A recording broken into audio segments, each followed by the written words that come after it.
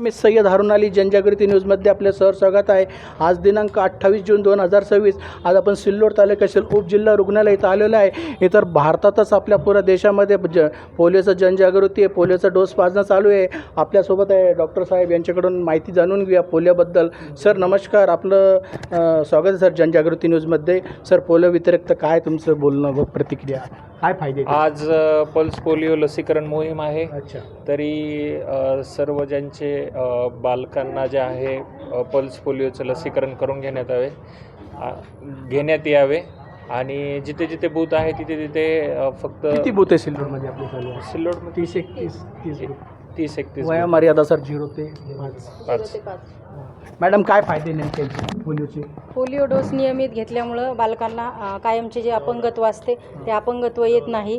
आणि खरं पाहता पोलिओ दिवसापुरताच मर्यादित नसतो, तर त्याच्यानंतर 5 दिवस आपण एक IPPI ठेवतो, तर त्याच्यामध्ये घरोघरी जाऊन पल्स पोलिओ घेतला का नाही याची खबरदारी अधिकारी लोक घेतात।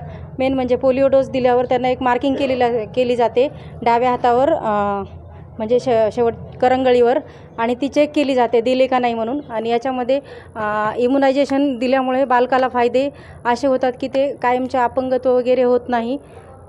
एवढंच आहे की आपल्याला पोलिओ निर्मूलन करायचं आहे, समूळ नाश करायचा आहे, म्हणूनच आपण हे कार्यक्रम राबवत असतो। मॅडम वर्षातून किती वेळेस घेतात हे कसं राहतं प्रक्रिया? अभियानाचं वर्षातून 1 वेळेस का 2 वेळेस घेतात?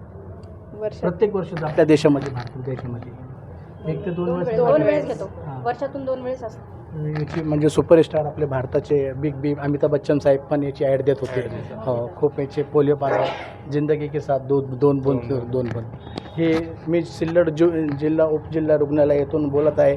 मी पुन्हा येईल जनजागृती न्यूजमध्ये आपल्यासोबत सिस्टर आणि डॉक्टर। जय महाराष्ट्र।